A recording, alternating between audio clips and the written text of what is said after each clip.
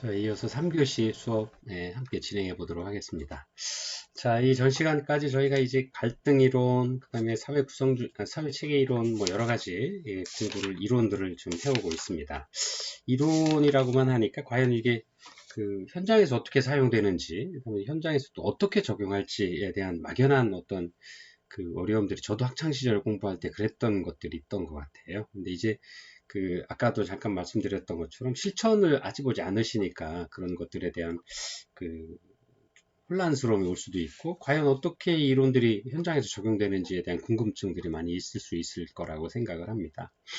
제가 경험을 해보면 이런 이론들이 아까도 말씀드렸던 것처럼 지역사회에서의 같은 지역사회를 바라보고 있지만 어떤 다양한 시각들이 이렇게 다르게 접근하는구나 하는 부분들, 그 다음에 나만의 생각, 내가 바라보는 시각과 다른 또 다른 어떤 시각을 가지고 그걸 접근하는 사람들도 있구나 하는 이런 어떤 넓은 시각을 가질 수 있게 해주는 어떤 그 역할들이 있고요. 또 이런 그 이론들마다의 접근하는 방법들에 대한 장점과 단점들, 그 다음에 우리가 만나고 있는 다양한 지역사회의 욕구와 다양한 변화 요인들을 따라서 어떤 이론들을, 어떤 접근 방법들을 적용하는 것이 좋을지를 판단해 보기 위한 가장 어떤 근본적인 어떤 가치 기준을 제공해 준다라고 하는 것에서 의미를 찾을 수 있을 것 같습니다. 그래서 여러 가지 다양한 이론들이 있구나 하는 부분들, 그다음에 다양한 접근 방법이 있구나 하는 것들을 좀 이해하는 차원에서 공부하시고 이런 이론들을 좀 한번 검토해 보시는 게 좋을 것 같습니다. 자, 그런 의미에서 이제 세 번째가 사회 교환 이론입니다. 말 그대로 소셜 익스체인지라고 하는 거니까 사회 교환이니까요.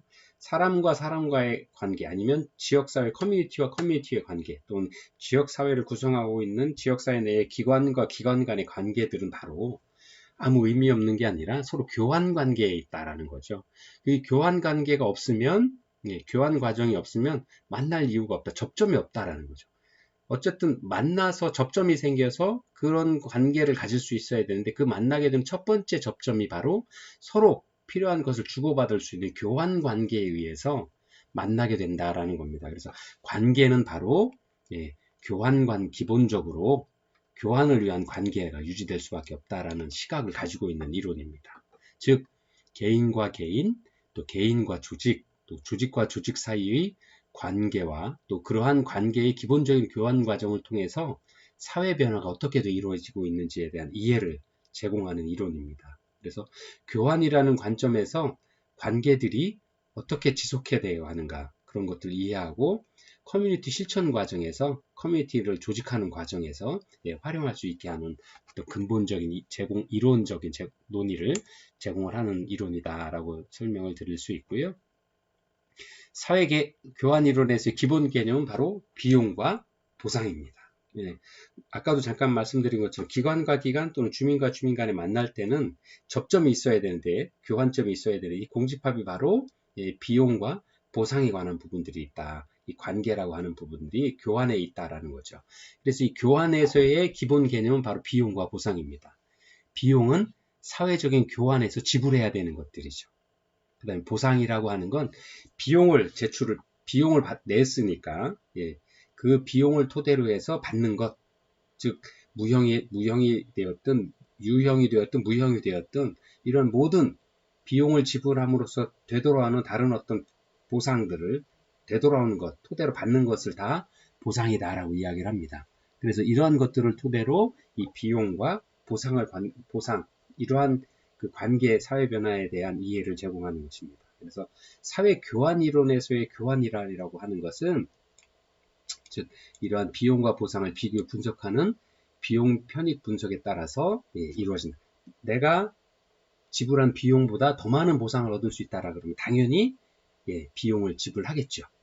근데 내가 제공하는 비용보다 내가 지불해야 되는 비용보다 보상이 적다.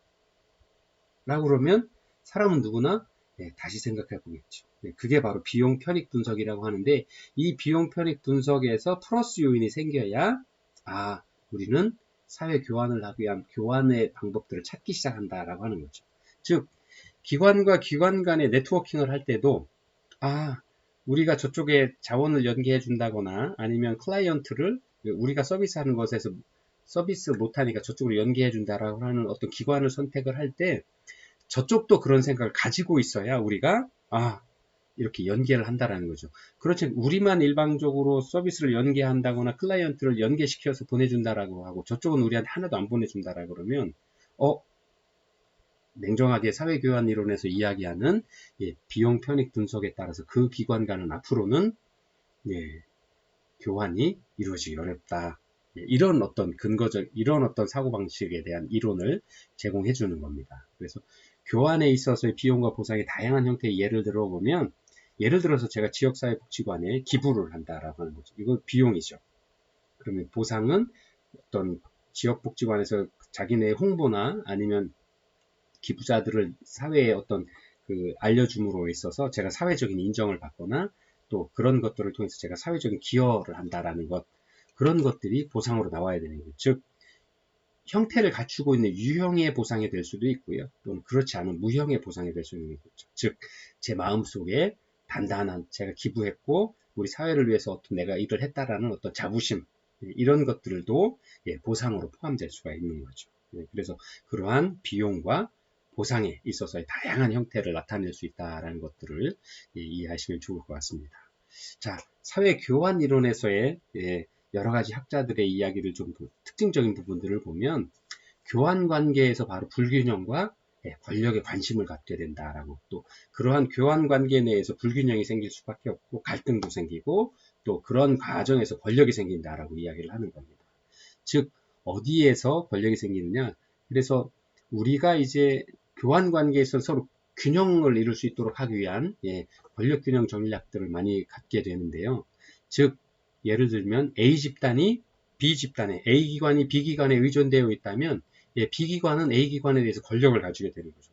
요즘 현장에서 우리가 이야기하는 갑과 을의 관계가 발생하게 되는 거죠. 즉 그 갑의 어떤 힘이 바로 권력이다라고 이야기를 하는 거죠. 그래서 이러한 권력 균형 전략에서는 5가지 이야기들을 합니다. 경쟁, 재평가, 호혜, 연합, 강압, 이렇게 이야기를 하고 있는데요. 경쟁은 A 집단이 B 집단이 하는 다른 집단에서 필요한 자원을 찾고 교환 관계를 형성하게 되면 이제 경쟁 전략이다라고 이야기를 하는 거고요. 재평가는 A 집단이 가치나 이념을 바꿔서 B 집단의 자원에 대한 관심을 낮추는 방법이죠. 그래야 균형 잡힌 권력을 잡은 A와 B가 균형 잡힌 서로 윈윈 할 수 있는 어떤 상호 대등한 권력을 갖출 수 있게 된다라는 거죠. 또 호혜라고 하는 건 A 집단이 B 집단이 원하는 자원을 찾는 거죠. 그래서 왜 A 집단이 B 집단에 의존되어 있으니까 B 집단이 원하는 자원을 찾으면 나도 B 집단이 원하는 것을 갖게 됨으로 인해서 동등한 권력 관계를 갖출 수가 있게 되는 거죠. 또 연합이라고 하는 건 A 집단이 B 집단의 약자 위치에 있는 다른 집단과 연대를 통해서 권력 균형을 잡게 되는 거고요. 강압이라고 하는 건 B 집단이 B 집단으로 하여금 A 집단이 원하는 것을 하도록 물리적인 행사나 위협을 가하게 되는 경우가 이제 강압이라고 표현하는 거죠. 가장 이제 권력 균형 전략에서 안 좋은 것이 바로 이제 강압이 되겠죠. 이거는 요즘 우리 사회에 문제가 되고 있는 갑과 을의 관계에서의 불균형을 이야기하는 것이다 라고 이해를 하실 수가 있을 것 같습니다. 즉 사회교환 이론은 특정한 커뮤니티 실천 모델과 연결되는 것은 아니라고 볼 수 있습니다. 그래서 사회의 전반적인 어떤 이론들을 바라보는 시각을 제공해 줄 수 있고요. 그런 모든 관계를 비용과 보상의 관계로 본다라고 하면 어떤 사회적인 갈등의 요인도 될 수가 있겠죠.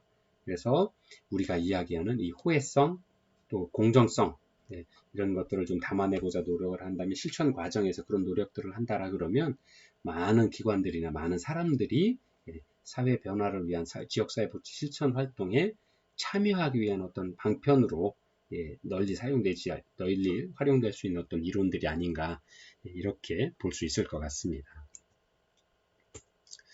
자, 사회 구성주의 이론인데요. 자꾸 글씨가 안 나와서 보이네요. 사회 구성주의 이론은 커뮤니티 실천, 또 커뮤니티 실천을 하고 있는 사회복지사에게 자신의 관점과 이해가 아닌 상대방 클라이언트, 주민 또는 기관, 조직의 관점과 이해에 초점을 맞추게 해줄 수 있습니다. 그래서 클라이언트가 있는 곳에서 시작하기 이해라는 이야기들을 우리 사회복지에서 많이 이야기를 하고 있는데요. 바로 자신이 아닌 클라이언트의 사회 구성에 대한 이해를 토대로 지역사회복지 실천을 하는 방법이 바로 이 사회구성주의 이론이다라고 이야기할 수 있습니다. 즉 사회복지 실천은 이론, 소프트웨어라고 하는 이론과 소셜 워커가 제공하는 이론, 그다음에 클라이언트의 이야기와 서술, 또 그리고 문화, 신화나 의식들, 지역사회가 가지고 있는 어떤 의식들, 문화들이 만나는 상호작용이다 라고 셀리비라는 학자는 이렇게 사회구성주의 이론을 은유적으로 표현을 했습니다. 그래서 사회복지 실천은 이론과 실천 이야기 그리고 사회가 가지고 있는 문화가 만나는 상호작용이다 라고 이야기를. 사회복지사는 당연히 전문가로서 많은 사회복지 이론들이나 실천 기술들을 가지고 계시죠. 클라이언트들은 자기네가 필요로 하는 어떤 사회적인 욕구들 이런 걸 가지고 계신 거고요. 문화라고 하는 건 지역사회가 가지고 있는 역량들, 자원들 이런 것들이 어떤 특성적인 어떤 부분들이 있는 것들 이런 것들을 이야기를 하는 겁니다. 그래서 이 세 가지가 사회복지사와 클라이언트 그 다음에 지역사회가 가지고 있는 고유 문화, 역량들이 만나서 상호작용하는 것 이것이 바로 사회 구성주의 이론의 어떤 근간을 이룰 수 있고요. 사회 구성주의 이론에서 중요하게 이야기하는 건 전문가의 입장이 아니라 지역사회 구성원들이나 그 기관들이 바라고자 하는 부분들에서 그 자리에서 시작하기 위한 방법들을 바로 의미를 하고 있습니다. 그래서 사회 구성주의 이론에서 가장 중요한 개념은 미닝이라고 하는 의무부여 이론입니다. 어떤 의미가 있냐 하는 것들을 이야기하는 건데요. 물리적인 현실이 존재할 수 있지만 그것의 사회적인 의미는 구성되는 것이다 라는 사회 구성주의 이론의 근거를 이루고 있습니다. 그래서 물리적 사건이 또 존재할 수 있지만 현실의 사건이 존재할 수 있지만 그것의 사회적인 의미는 만들어지는 것, 구성되어지는 것이다 라는 거죠. 물리적인 현실이라고 하는 것은 우리가 눈에 보이는 실체적인 현상들을 이야기하는 거고요. 그러나 그것이 가지고 있는 의미는 지역사회 구성원들이 만들어내는 거다, 의미부여를 하는 거다라는 의미입니다. 그래서 사회적인 구성은 구성하는 이들의 개인적인 관심과 또 사회적 권력을 반영한다라고 하는 의미로 해석하면 될 것 같습니다. 즉 사회적 실체보다 그것이 갖는 의미가 더 중요하다라고 하는 겁니다. 그리고 그러한 의미는 어떻게 되느냐? 사회적인 어떤 합의나 이야기에 의해서 만들어진다라는 거죠. 그래서 똑같은 사회적인 현상을 보고도 누군가는 A다라고 보고 누군가는 C라고 보고 하지만 이런 것들은 다 모여져서 지역사회 내에서의 어떤 여론으로 우리가 이야기하는 이슈로 만들어지는데 이 이슈나 여론은 누가 이렇게 사회적 현실을 그대로 반영하는 게 아니라 사회 구성원들이 다양한 시각들이 모아져서 만들어진다라는 겁니다. 그래서 그런 의미를 준다라는 거죠. 그것이 바로 사회적으로 구성된다라는 의미에서의 사회 구성주의 이론이다라고 이야기를 하는 겁니다. 그래서 소셜워커, 지역사회복지 실천가는 실천 현장에서 접하는 클라이언트의 문제에 대해서 객관적이고 또 전문적인 판단이 아닌 클라이언트의 시각을 클라이언트가 인식하고 느끼는 것을 토대로 접근해야 된다라는 어떤 가장 중요한 어떤 이론적인 시각들을 실천 방법들을 제공하고 있는 이론입니다. 그래서 반드시 사회복지사는 클라이언트와 의사소통하는 아니면 지역사회와 지역사회 여론을 탐색하기 위한 어떤 그런 기술들을 의사소통 기술들을 필요로 하고요. 이럴 때에 바로 클라이언트 중심의 개입 이론을 토대로 해야 된다. 그것이 바로 사회 구성주의 이론에서 이야기하는 특징적인 부분이다라고 이야기를 할 수 있습니다. 자, 다섯 번째가 이제 사회학습 이론입니다. 여러분들 교재 222페이지에 간단하게 이렇게 설명이 되어 있는데요. 자, 사회학습 이론은 커뮤니티 실천을 하고 있는 사회복지사에게 커뮤니티와 주민, 또 조직 및 리더, 그리고 직원 등의 역량 개발 실천을 가능하게 해준다라고 이야기를 하고 있습니다. 즉, 사회 내에서의 학습을 통해서 지역사회의 어떤 많은 흐름들, 변화의 요인들, 발전 요인들이 생긴다라고 하는 거죠. 그래서 그 학습을 하기 위해서는 커뮤니티를 구성하고 있는 많은 주민들, 또 조직들, 기관들, 직원들, 또 지역사회 리더들 이런 많은 분들의 역량 개발을 하고 그 역량 개발들 사회 학습을 통해서 지역사회 실천들이 이루어진다라는 이론으로 설명을 하고 있는 겁니다. 그래서 대표적으로 조직 리더의 역량 개발, 또 직원의 만족도 제고 및 몰입, 또 영향력 있는 사회 행동 전략을 개발하기 위해서는 사회학습 이론을 토대로 사회학습에 대한 개념 및 원칙을 이해하고 활용할 수 있어야 된다라고 하는 겁니다. 그래서 사회학습의 아이디어는 특히 개인과 집단의 행동을 이해하고 영향을 주는 지역사회 기반의 실천에 아주 유용하게 활용될 수 있다라고 하는 겁니다. 그러기 위해서는 사회학습 이론이 실천 현장에서 적용되기 위해서는 바로 이러한 개인과 집단의 행동을 이해하고 영향을 주는 지역사회 기반으로 하는 실천일 경우에 사회학습 이론에 아주 유용하게 이용되고 있다라는 겁니다. 그리고 여섯 번째가 조직간 이론입니다. 조직간 이론은 실제로 그 조직과 조직 사이에 어떤 역량들이 어떤 그 소통들이 이루어지는지 네트워크에 대한 어떤 이런 이해를 제공을 하게 되는데요. 자, 사회복지사에게 집단이나 또 조직 간, 집단과 집단 간, 또 조직과 조직 사이의 관계에 있어서 그들 간의 관계와 네트워크에 대한 이해를 제공하는 이론들입니다. 그래서 핵심 전제는 무엇이냐? 바로 모든 조직이 살아남고 발전해 가기 위해서는 더 큰 네트워크에 포함되어서 상호작용을 긴밀하게 해야 된다라는 어떤 기본적인 어떤 전제 조건들을 가지고 있습니다. 그래서 조직인의 유형들을 설명을 하고 있는데요. 헤센펠드라고 읽어야 되나요? 하센펠드. 조직 간 유형에 있어서 첫 번째가 재원, 인력, 또 자재, 장비, 시설 제공자로 보조금 제공자, 기부자, 이용료 제공자 등 다양한 어떤 유형들을 가지고 있다라고 설명을 하고 있습니다.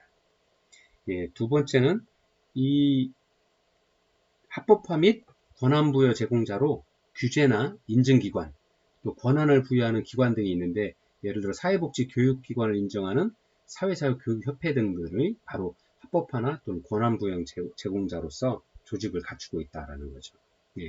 그 다음에 세 번째가 클라이언트나 소비자 제공자, 바로 의뢰기관이 이러한 클라이언트나 소비자 제공기관으로 조직을 갖추고 있는 거죠. 그래서 이런 조직 유형을 크게 6가지로 설명했다라고 했는데요.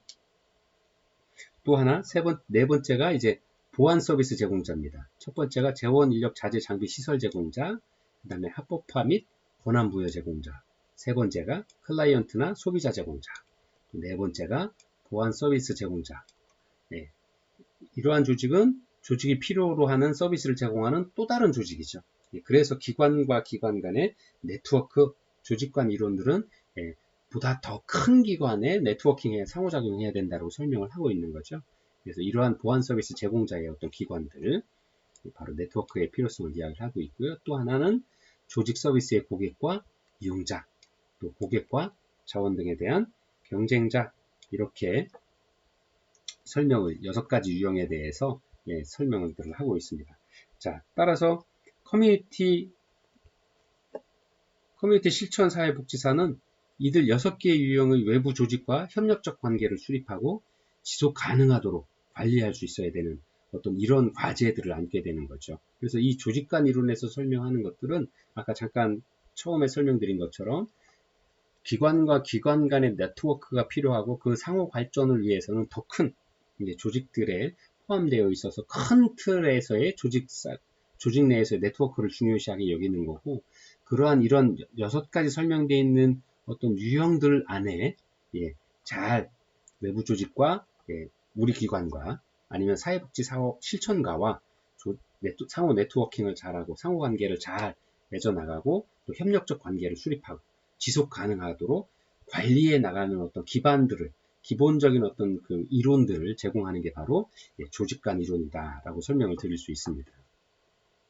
그래서 커뮤니티 사회복지사는 이러한 일들을 해야 된다라고 설명을 하고 있고요. 자, 엘리트주의 이론과 다원주의 이론입니다. 엘리트 이론은 소수의 지배 엘리트 집단이 정책을 좌지우지하고 또 권력도 장악하고 자신의 이익들을 추구해 나가긴 어떤 사회 구조를 가지고 있다라고 하는 거죠. 그래서 사회복지 실천가들은 지배 엘리트들이 그들의 이익이나 목적 달성을 위해서 활용하는 것으로 인식을 한다라고 가지고 생각을 하고 있습니다. 자, 그렇다라고 하면 사회복지사들은 어떤 생각들을 해야 될까요? 만약에 사회복지사들은 이러한 엘리트주의 이론에 대해서의 사회복지사의 행동 강령들이나 실천 방법들은 어떤 게 있을까요? 한번 고민을 해봐야 되는 거죠. 과연 이렇게 우리가 이렇게 생각해 보실 수 있죠. 우리가 현장에서 실천을 할 때 많은 대다수의 사람들이 그렇진 않지만 일부 소수의 사람들은 야 그거 내가 해봐야 돼? 실제 뭐 다 정해진 거고 그런 어떤 권력을 가진 사람들이거나 소수 엘리트 집단이 가자라고 하면 가야지. 우리 같은 일반 소시민들이 어떤 뭐 사회 변화를 위한 활동들을 할 수 있겠어? 아니면 우리가 어떤 의견을 낸들 그들이 받아들여서 우리 사회가 바뀌거나 기관의 어떤 운영에서 변화가 생길 수 있겠어? 이렇게 이야기하는 사람, 이렇게 기관을 바라보거나 사회 시스템을 바라보는 사람이 생길 수 있다라는 거죠. 그래서 그렇게 바라보는 사람들을 이해하기 위한 시각이 바로 엘리트주의 이론이라는 거죠. 그래서 만약에 그렇다라 그러면 지역사회복지 실천가들은 그들의 이론들을 그렇게 바라보는 시각들에 대해서 어떤 생각들을 가지고 있는지에 대한 이해의 기반을 마련할 수 있고요. 또 그러한 것들을 위해서 그러한 부분들을 활용을 해서 그런 사람들을 이해하고 설득하기 위한 방법들로 어떤 방법들을 만들어내고 그들을 설득해서 지역사회복지 실천의 어떤 흐름에 함께 참여할 수 있도록 하는 방안들을 고민할 수 있게 되는 거죠. 만약에 이런 이론들이 이렇게 생각하는 사람들도 있다라는 이론들을 접하지 않았다라 그러면 저 사람들은 지역사회복지 실천에 반대하나 봐 아니면 우리와 다른 생각을 갖고 있어서 우리와 함께 가기는 어려울 것 같아라고 배제하거나 참여를 좀 이렇게 하기 어려운 어떤 프로그램들을 기획하게 될 수도 있는 거죠. 그래서 이러한 엘리트주의로는 소수의 지배 엘리트 집단이 정책을 좌우하고 뭐 자신들의 이익을 추구하기 위해서 사회복지를 해나간다. 그리고 우리 기관에 있어서도 소수 엘리트 기관장이나 아니면 뭐 이렇게 부기관장들이 정책을 결정하고 우리 기관의 어떤 정책 사회복지 흐름들을 서비스 실천 방향들을 일방적으로 정하는 거 우리는 그냥 따라가야 된다라고 생각을 하는 사람들도 있을 수 있다라는 어떤 시각적인 어떤 많은 다양한 시각들을 제공하는 거다라고 이렇게 이해를 하시면 될 것 같습니다. 그리고 두 번째가 다원주의 이론인데요. 다원주의 이론 말 그대로 다양한 원인들을 가지고 있고 또 다양한 근거들을 가지고 있다라는 이야기죠. 그래서 다원주의 이론은 커뮤니티의 권력은 집중되기보다는 다원화될 수 있고 다양한 원인을 가지고 다양한 근원들을 가지고 있을 수 있고 또 그렇게 함으로써 시민들이 정책 과정에 영향을 행사할 수 있다라는 것을 설명하는 이론입니다. 즉 엘리트주의 이론과는 좀 상반되는 개념의 이론이다라고 이해를 하시면 적당할 것 같습니다. 그래서 다양한 이해 당사자와 조직이 갖는 영향력을 정확히 이해하는 것은 커뮤니티 실천을 하고 있는 사회복지사에게 아주 필수적인 요소입니다. 그래서 지금까지 설명드린 이론들 중에서 엘리트주의 이론과 다원주의 이론들은 좀 급진적인 이론이다라고 생각을 할 수 있겠지만 어떤 소수의 인원들이 소수의 어떤 이론이라고 할 수는 있지만 우리가 다양한 지역사회복지 실천에 있어서의 다양한 클라이언트들을 만나게 되고 또 다양한 그 참여자, 이해 당사자, 또 다양한 기관들을 만날 때 그들이 행하고자 하는 영향력 있는 부분들이 어떤 부분들이 있는지 이런 것들을 파악하는데 아주 필수적인 요소들이다. 또 꼭 필요한 이론적인 근거들이다. 라고 이해를 하시면 좋을 것 같습니다. 이렇게 해서 저희가 크게 사회 체계 이론, 그 다음에 갈등 이론, 또 이제 사회 교환 이론, 그 다음에 사회 구성주의 이론, 사회 학습 이론, 그 다음에 조직 간 이론, 엘리트주의 이론과 다원주의 이론 이렇게 총 7가지 사회복지 실천에 있어서의 전문 이론들을 근거 이론, 사회과학 이론들을 함께 공부해 보았습니다. 자, 다시 한번 말씀드리지만 이러한 이론들이 다양한 이론들이 있다라는 것들을 왜냐하면 사회과학이 사람이 모여서 사회가 발전해 나가는 과정 중에서 계속 발전되어 왔던 이론들이고요. 이런 과정들이 어느 하나가 딱 맞다라고 설명하기는 어렵습니다. 그렇죠? 그 다음에 사회는 많은 이론, 사회과학 이론의 가장 기본을 깔고 있는 전제는 사회는 변화하고 변화하기 위한 노력들을 다양한 방법으로 해나가고 있다라는 거죠. 지금도 멈춰 있는 것 같지만 우리의 사회는 계속 역동적으로 변화를 위해서, 개선되기 위해서, 발전하기 위해서, 아니면 사회 구성원들의 욕구를 만족시켜주기 위해서 계속 지속적인 변화 활동들을 이루어 나가고 있는 거죠. 그거에 맞춰서 다양한 이론들이, 지금 말씀드린 7가지, 8가지 이론들이 계속 발전돼서 흘러나온 거죠. 어느 때는 뭐 사회 체계 이론이, 어느 때는 생태 체계 이론이, 어느 때는 엘리트주의 이론이 주를 차지해서 사회 구성원들에 대한 다양한 시각들을, 주된 시각을 이루었다가 또 그거에 변화되고, 그래서 그러면 다음에 뭐 다원주의 이론이라든가 뭐 생태체 이론이 주가 되기도, 이런 다양한 흐름의 과정들마다 예, 우리가 적용하기 위한, 그 사회를, 그 지역 사회를 이해하기 위한 시각으로, 이론적인 사회 과학 이론으로 이해를 하고, 그런 것들을 통해서 다양한 시각적인 다양성을 확보해주기 위한 과정들이다, 그런 이론들이다라고 이렇게 이해를 해주시면 좋을 것 같습니다.